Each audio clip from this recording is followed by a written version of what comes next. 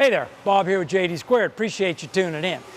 I came out here and I was going to run a test on my new software I'm working on, GC Maker. I imported an NC1 file for a piece of angle iron, and most NC1 imports, and by the way, if you don't know what an NC1 is, that's how they pretty much describe structural steel, how to build it in buildings, stairs, stuff like that. So I came out here to test the software on this, and I asked my guys, hey, has the tilt head mechanism been precision set up? And they said they think so. So what that means is I've got to set it up, and that is really good news because now I get to teach you step by step of how to set it up. It's very, very easy to do. So I'll be showing you how to do that in the video. Now, odds are, if you're watching this video, you've already got our machine with a BLE setup. Now, we just started sending this new design out here very recently. If you've already got a BLE and it's got the belt drive, do not worry. We are going to upgrade your machine free of charge to the latest and the greatest, and hopefully the final version of the BLE. It has been performing flawlessly, so I think we're there. Anyway, without further ado, let me show you how to do the setup. We're going to use 4 tools to set the machine up. 2 of them you have to have. One of them, just nothing more than a 4mm hex wrench so that we can loosen the clamp on the torch to adjust the torch up or down. No big deal. Another one that would be useful will be a adjustable angle gauge. This one's a 6-inch one. It was just the first one I found. You could use 12-inch, and we're going to be using this to set the depth of the torch below the holder. However, you can just use a tape measure and kind of eyeball it, because that measurement isn't critical. It's just nice if you have one of these to set it at the number I'm going to tell you to set it at. Now, another thing that you're going to want to use, but you don't have to have, is our tool setter, magnetic base. We've been supplying them with the machines here for a while now.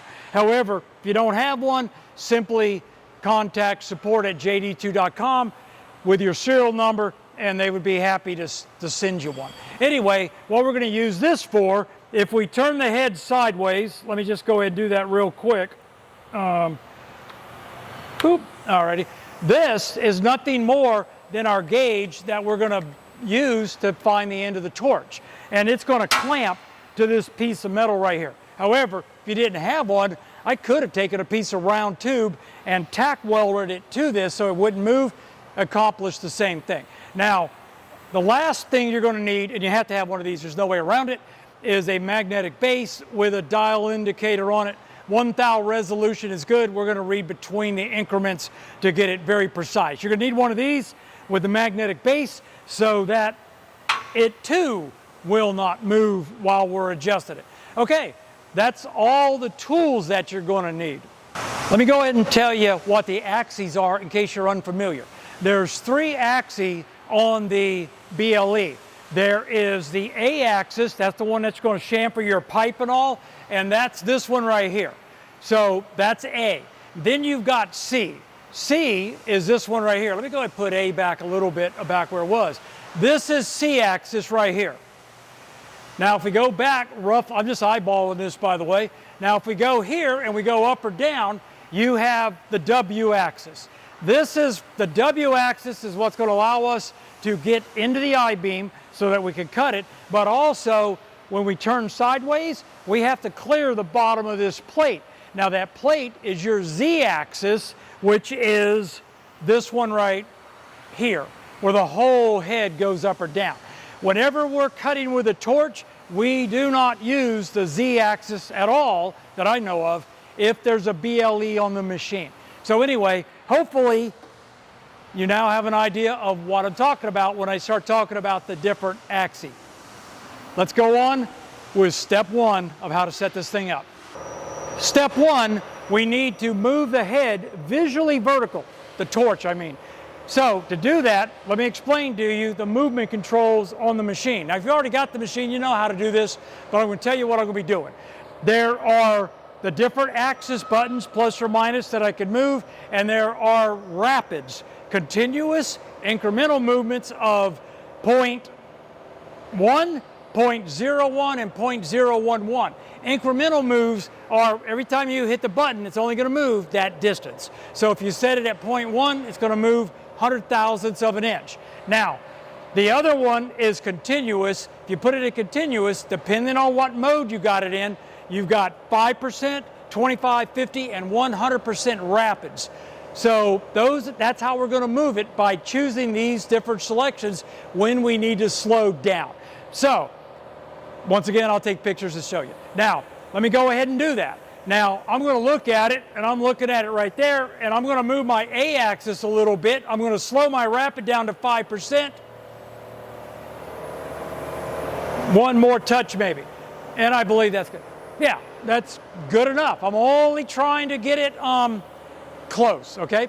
Now, let's go ahead, and I'm going to look at the C-axis, this one right here. I'm tilted this way a little bit, so I'm going to move her over a little bit.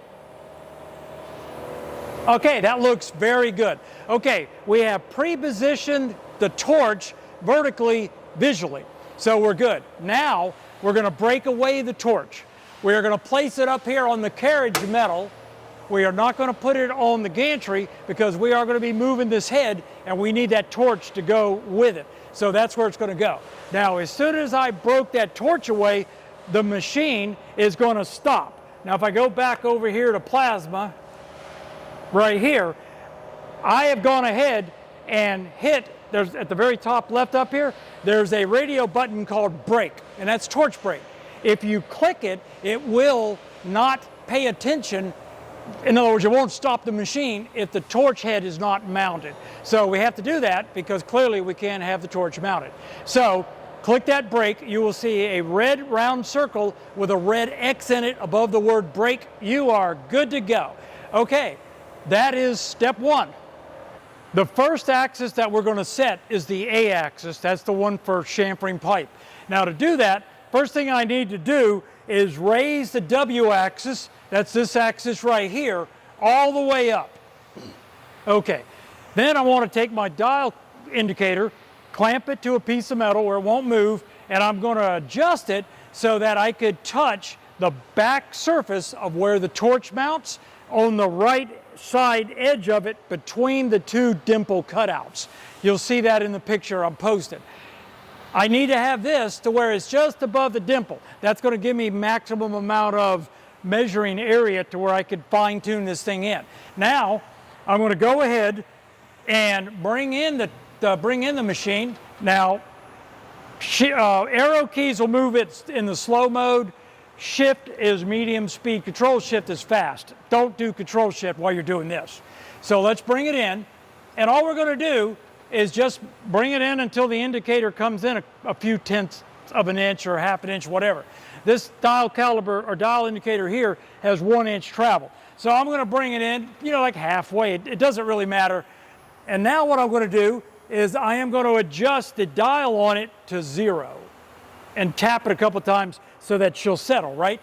Now, if I lower the W axis, obviously the dial indicator is going to move, right? We need to watch how far does it move. Does it go a whole revolution, which in this case is 1/10 of an inch, or does it go less than that? So I am going to go ahead and lower the W axis. And I'm looking at the dial. We've already moved 50 thou, and I'm about halfway up. You're going to like this. This is kind of cool how it works. All right, so let's go a little faster. Going a little bit too slow there. Okay. Well, what are the odds of that? Okay, it turns out that I am out from the bottom to the top 98 thousandths of an inch. So the bottom line is, if I go ahead and move it, well, you know what? I might be able to.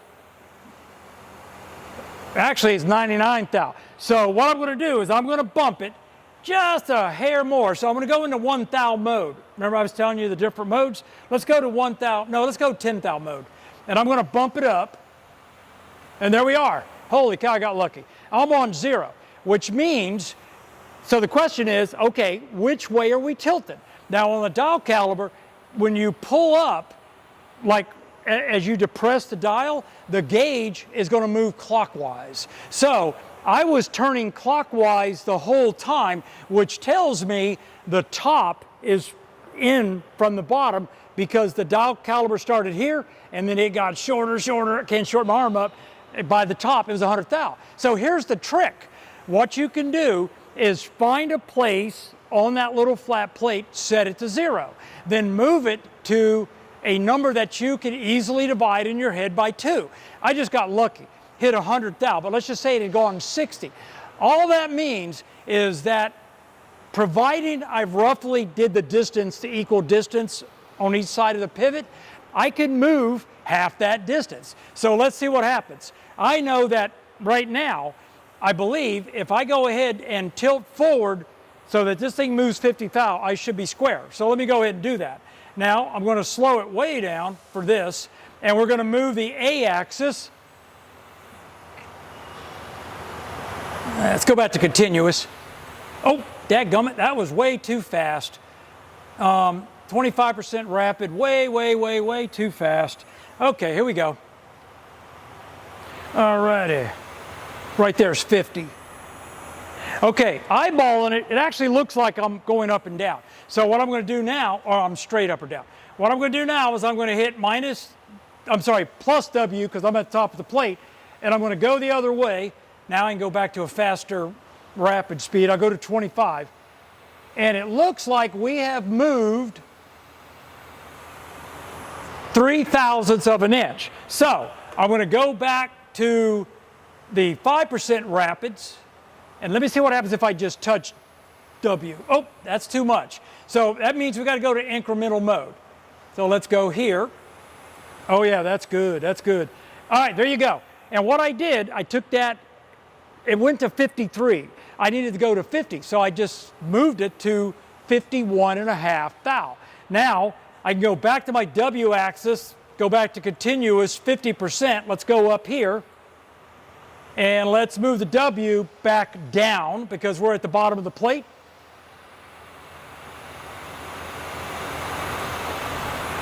We are half a thou off. That is good enough, folks. So what you do that now is you go over to the controller and you click A0, and it's in the quick work offset pane. Click A0. Okay, once you click A0, what you need to do is over here in the top middle of the screen, there's an area that will show you the machine position. In other words, where the machine is at, not where your work offset's at, where the machine is at. You want to write that number down. So I'm at A minus 0.53 degrees, which means they had set it up pretty darn close, right? I'm only off a half a degree. 0.053. You want to write that down, okay? So, because if you ever lose your setting, you don't have to go through this process again. You go into the machine and you tell it the A axis is at 0.53. Okay, so that's our A axis. That, I believe, finishes that step. The third step is we're going to set the C axis, and that's the one that will tilt the head this way, like if you're going to cut the side of this angle iron. What I've done, I have positioned my dial indicator at the very bottom of the outside surface of the tilt head right here. You can see it in the picture. We are going to transverse up and down until that needle doesn't move. Once we've got that, we are now going to march back over here, and now we're going to hit C0. That will set the origin for the C axis, and once again, we're going to write that number down. So, just so you'll see what we're doing, I'm going to 5% rapids. I want to go very slow. Now, I always do these with the W axis all the way up. So, I'm at the bottom, or close to it, so I am now going to go down, and I'm going to watch my dial indicator. Alrighty, here we go. Wow, it isn't even moving. Well, it did.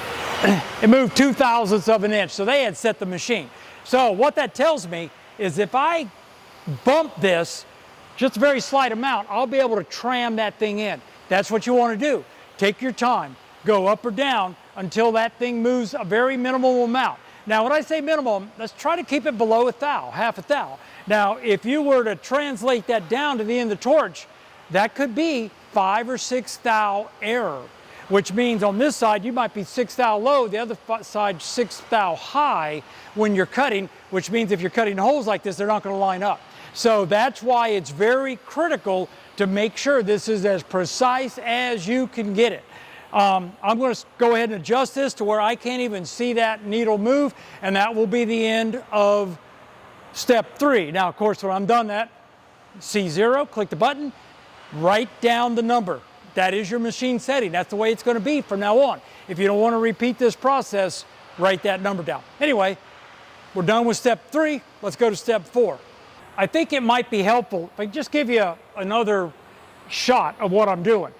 In this particular axis, remember we're doing the C axis, I've positioned the dial indicator at the bottom of this flat right here. Now, if I go to my W axis, 25% rapids, if I hit W minus, the W is going to go down, which means we're going to go up this surface, and that's what we want to do. So, look here, we're 83 thou. So as I go up, notice now we're on 80, just under 84. So I have adjusted this thing within 1 thou. I don't think that's good enough. So I'm going to go off of continuous mode. I'm going to go to 0.01 mode. I'm going to go to my C axis, and I'm going to tap it until I take out half that clearance. All right, now I think I'm in the middle. Let's go back to the W axis, continuous, 25%. Now we need to go W up. So we're going to hit W positive. There you go. That is not bad, folks. That's what you're looking for right there. You want to be as precise as you could possibly be. So, just gave you a different view of step 3. A couple of quick notes about what we talked about. Anybody who's worked with CNCs for very long and had to tram in anything understands that the longer the distance that you could tram, the more accurate the setting's going to be. So, I'm used to working with plasma. I know these are not high precision machines like our 5-axis is over there.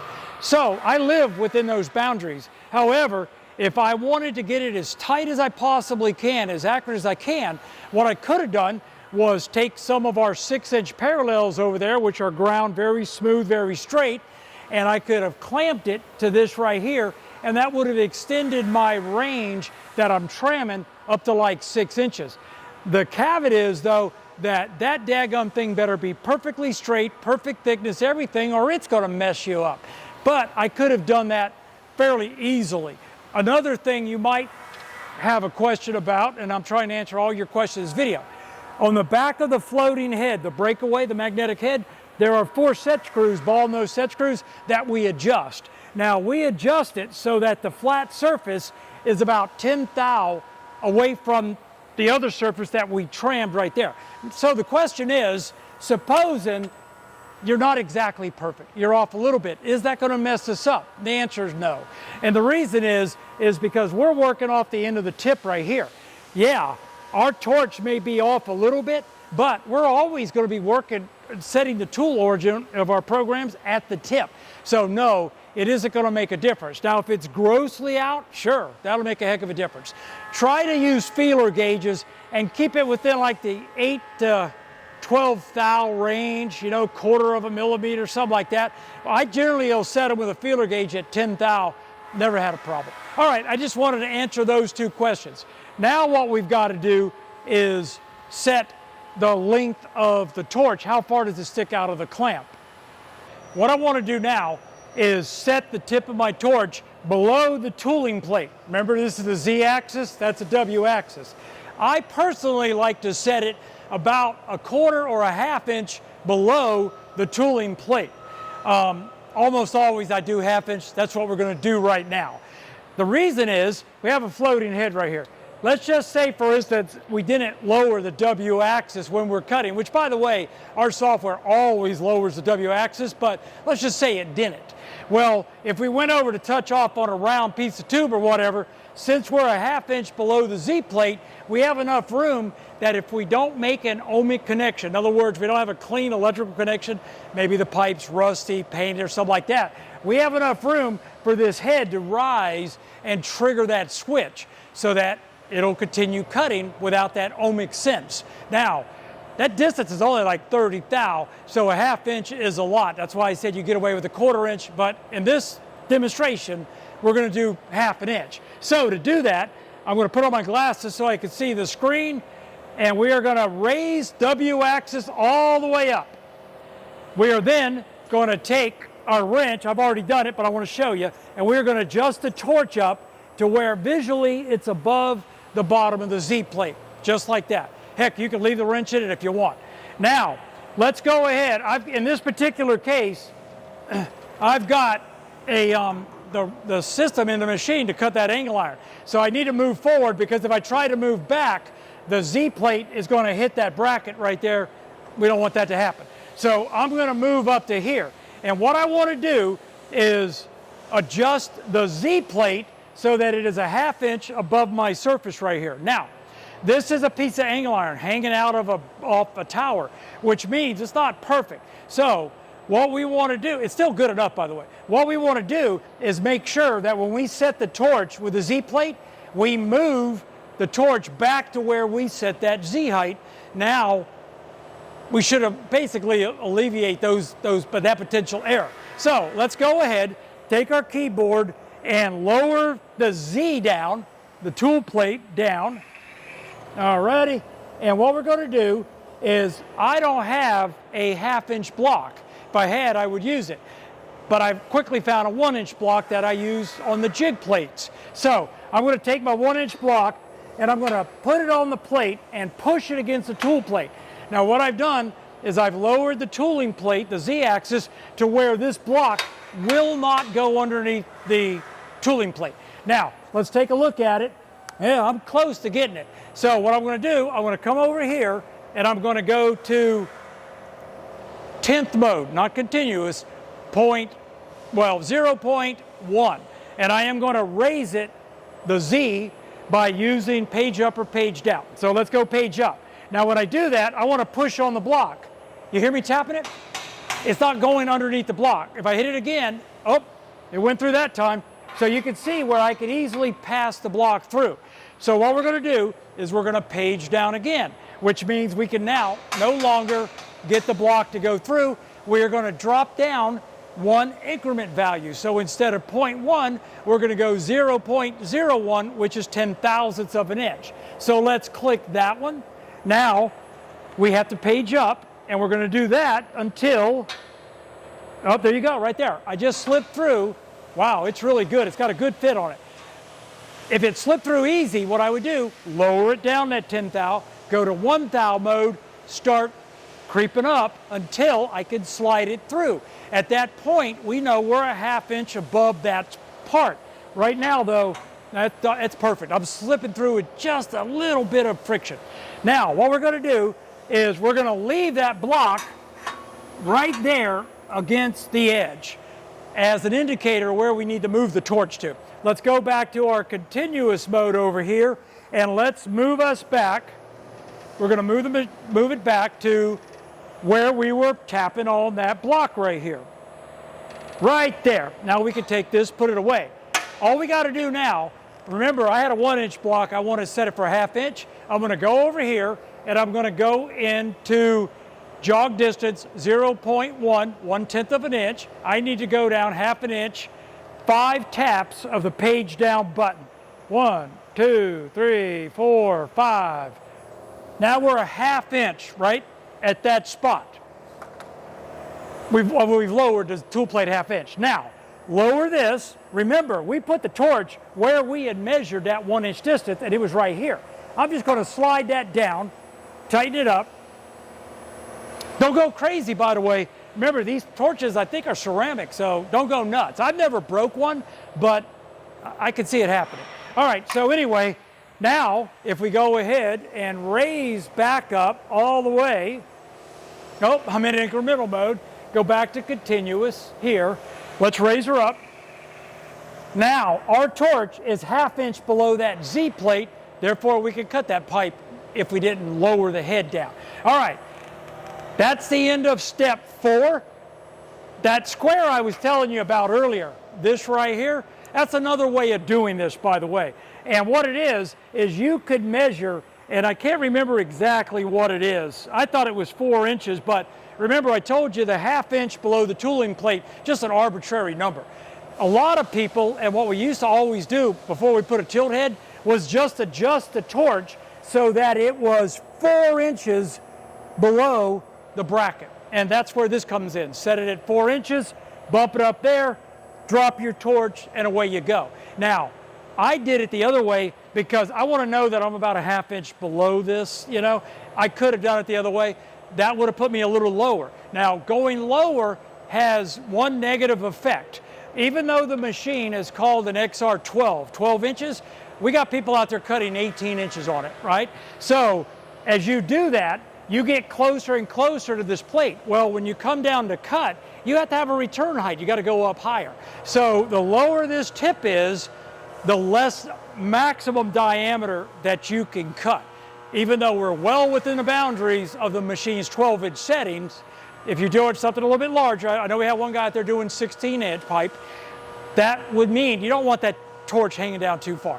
I hope I've explained that clear enough. Okay, so we've got that set right now. Now what we've got to do is tell the machine how far is the tip away from the pivot point, so let's do that next.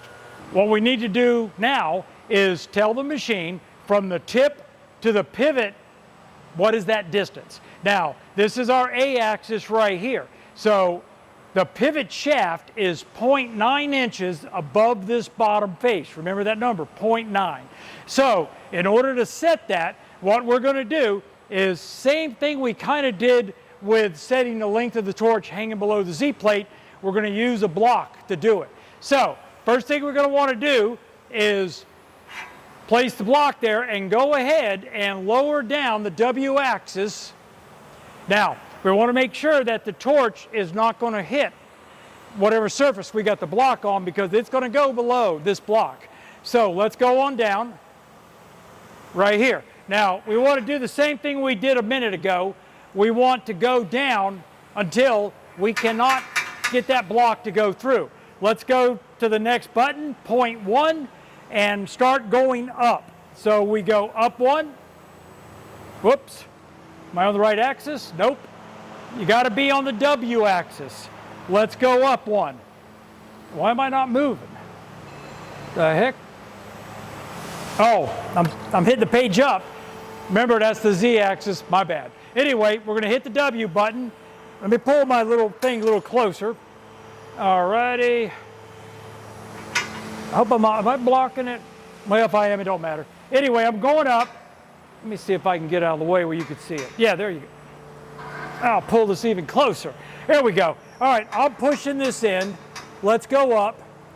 Now I can go under it, right? Let's go back down 1 step where I can't go under it. I go to the next button, 0.01, the next increment down. Now we're going to go up. Same thing. Up, up, up. And now I'm going under it. I'm going to go back down 1, and I'm going to go to 1 thou mode, 0.001. I can't, and I'm going to go up until I'm pushing on it until it goes under. There you go. All right. We now know that this bottom is 1 inch above this plate right here. So all we need to do is come over here and look at the W axis. So right now I'm seeing we're at minus 11.517. Remember that number, 11.517. Now, you know what? Yeah, okay. Anyway, I was just thinking of something here. Let's go up now. We're going to raise up. Remember, it's actually minus 11.517. Let's go up. Got to go back to continuous mode right here. And we're going to raise our Z up. Now, we've already raised the Z all the way up. You have to do that before you do that. Make sure it's all the way up. Let's go up. And we're going to repeat the process we just did. We're going to move the torch over. And we're going to lower it down now. We're working with the W axis only. We're going to lower it until we can't pass the block through. Go to 100 thou mode, go up. I get through it. Go back down 1, go to 10th mode. There I go, I'm under it, go down 1. Go down another, okay. Go to 1 thou mode, go up. All right, now I'm underneath it. You see me sliding around? All right, that number is 5.39. So the other one was? 11.517. I got a guy standing over here with me, Cody. Yep, let's go to it. And it's going to be 11.517. Oops, I got to learn how to type. 11.517 minus this number, and I'm looking in the machine column, is minus 5.359. That equals 6.158.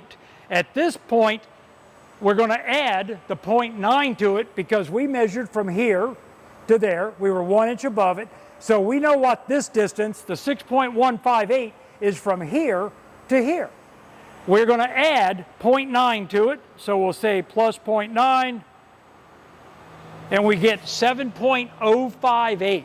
That is the distance from the pivot to the end of the torch. We now go over here, and let me do this. I'm going to stop it, and I'm going to restart the screen recorder so you can see me do it. Okay, we're going to go over to settings, and we're going to buzz over to tilt head right here, and we're going to look at tool position. This Z number, well, that's that number. So we're going to go minus 7.058. Even though we came up with 7.058, it's a minus number. So type in minus 7.058, and that is that. Hit enter. Click Save Settings. Okay, so we've done that right there. Now we can go back to plasma. Alrighty, let's go up. I'm going to go back to continuous mode, and we're going to raise everything up so I can talk to you. Alrighty. Okay, now, that distance from here on the A-axis is 0.9. Say you didn't have the A-axis in the machine, you only had the C-axis, right? That distance from the bottom, once we use our little block and we test it, to its pivot shaft is 1 1/8 inches, 1.125. So instead of adding 0.9 to that number, we would have added 1.125. That should be all we have to do to set up our tilt head. So why don't we go ahead and run a test program that you can get from support, and it's going to basically tilt the head around a circular pattern, and we can kind of eyeball and see if we're correct. Now, before we do that, I want to mention one other thing. When I change these consumables, remember I was saying earlier, I work around plasma, so I know not to try to think that it's going to be ultra precision, because it was never a technology designed to be high precision. Even high def plasma, even though they call it high precision, it's not. What they say high precision, they mean just better precision than regular plasma. But if you're off 5-6 thou, that's life with plasma. And here's the reason why.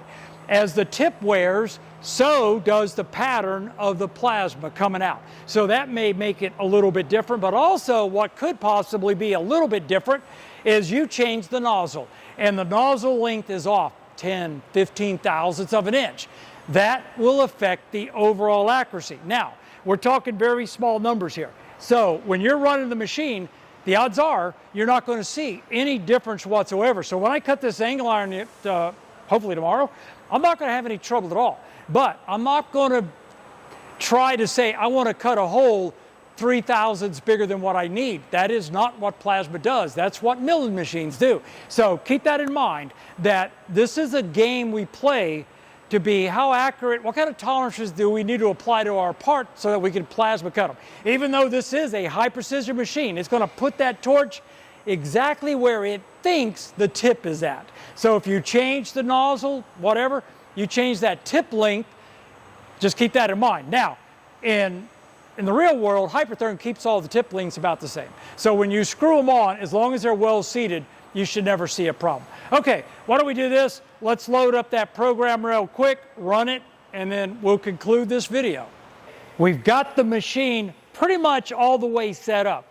There is one other setting that we have to set in the machine that I'm not going to do in this video because it's the same way you set all of the tools. And what it is, it's the offset from the tool plate to the tool.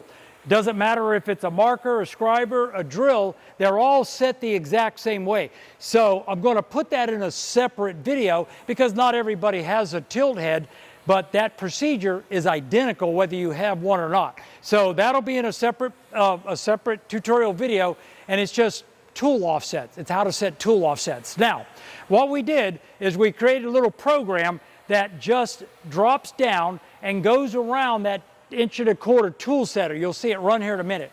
And all that is so that you can kind of look at that and say, yeah, it looks good. We're in the right area. So when it runs around this, I could walk around and look on this side and say, yeah, it's symmetrical, cut on both sides. And that is your indicator that you have correctly set up the BLE. So that program, I believe, is called Tilt Circle Test or something like that. You know, we'll give it to you. You'll see the program. And we're getting ready to run it. So what I did is I dropped the torch down and I centered the torch on this right here. Now I'm going to write another program here in a little while, and what it's going to do is it's going to touch off here. Now, I don't know if you know, my last video I showed you a tool probe. Well, I have modified the tool probe, put a magnet base on it so that we could clip it right here. And let's just pretend this is that probe right here. You'll be able to come in and just touch it like that, and it will auto set your tools. So all of that is coming. Now, that touch probe is something that's going to give you for free. I don't even think it cost me $100 to build or like that. Half of it's 3D printed. So I'll send you that for free. I think we're going to start sending them out in mid-August 2025 or something like that. But if you want one, email support and just say, hey, can you put me on the list for one of those things? First come, first serve, folks. First come, first serve. Did I say that? All right, anyway. All right, so without further ado, let's go ahead and run this little program so you can see it. That's it. Now I'm looking at it to see if the distance from the torch to the side looks the same. Lo and behold, it does. All right, I'm extremely happy with our setup. We are pretty much done. Now, one other thing I do want to tell you, and this will be in the offset video I was talking about, the tool offsets. When we set this plasma 1/2 inch below this, we got to tell the machine we did that. So to where you do that is you're going to go over to plasma. In fact, you know what? Let me turn on the screen recorder. I'm going to go now to the offset tab, right? I'm sorry, not offset tab, I'm being dumb. Settings, and we're going to go over to the attachments. We're going to go down to spindle. See the attachment? Here's the scriber. And this is where you set those offsets, X, Y, Z. We're going to go down to the, where did I put it? The plasma head. Was it all the way at the top and I missed it? Laser pointer, spindle. Yeah, I'm so used to be working with the spindle, I forgot that the plasma at the top. It's not called plasma, however, it's called primary head. Now, here's the offsets. This 10.36 inches right here is the distance from the tool plate face to the middle of the torch. This number here is what we're concerned with. We have set it at 0.5 inches because that's the distance we are below that tool.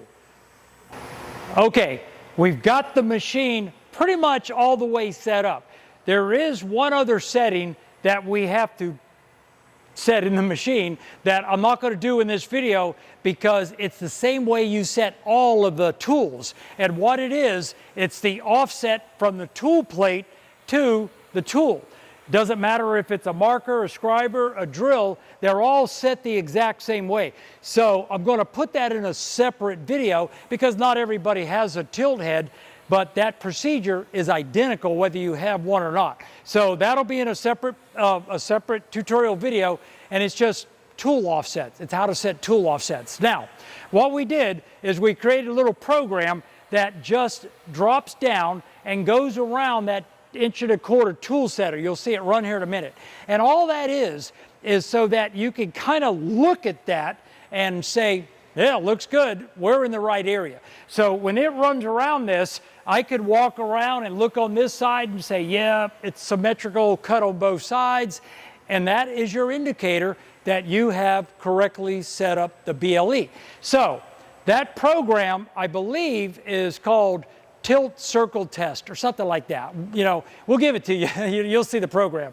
And we're getting ready to run it. So what I did is I dropped the torch down and I centered the torch on this right here. Now I'm going to write another program here in a little while, and what it's going to do is it's going to touch off here. Now, I don't know if you know, my last video I showed you a tool probe. Well, I have modified the tool probe, put a magnet base on it so that we could clip it right here. And let's just pretend this is that probe right here. You'll be able to come in and just touch it like that, and it will auto set your tools. So all of that is coming. Now, that touch probe is something that's going to give you for free. I don't even think it cost me $100 to build or like that. Half of it's 3D printed. So I'll send you that for free. I think we're going to start sending them out in mid-August 2025 or something like that. But if you want one, email support and just say, hey, can you put me on the list for one of those things? First come, first serve, folks. Anyway, first come, first serve. Did I say that? All right, anyway. All right, so without further ado, let's go ahead and run this little program so you can see it. That's it. Now I'm looking at it to see if the distance from the torch to the side looks the same. Lo and behold, it does. All right, I'm extremely happy with our setup. We are pretty much done. Earlier in the video, I said one of the tools you may want to get is this square, adjustable square.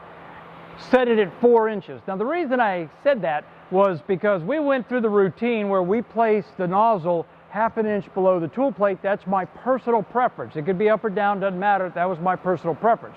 Now that works out to about 3 7/8 of an inch from the bottom of the bracket that the torch bolts into to the end of the torch. What we've been doing for years and years is setting them at about 4 inches. So that's the idea of the square. If you don't want to go to the trouble of doing what I was doing to set it a half inch below it, just set it at 4 inches. Now you will still need to do that routine where we determine that pivot length, so don't forget that. Now, the purpose of these videos real quick is to provide better than in-house training. And you go, what the heck does that mean, Bob? Nothing's better than 101. Well, it is when one of the ones, the trainer, comes back to the factory and then you forgot something, you got to call them and go back and forth. So what I learned dealing with Japanese machines, they're great machines, they're just terrible documentation, no video. You have to pay $1,000 for in-house training. Irritates me to no end. So what I want to do is make sure that we have videos that explain everything about everything as far as our machines go. So in this video, I believe I've covered everything. However, if I didn't do a very good job of explaining something to you, or I forgot something, please email support, tell them what it is, because I'll probably remake this particular video maybe a couple times more over the next couple years as I get more attuned to what the customer needs to explain it a little bit better. So anyway, that is it. I really appreciate you taking the time to watch this tutorial. I'm getting ready to do a video where we're cutting this angle iron right here. And I will see you later, I hope. Goodbye.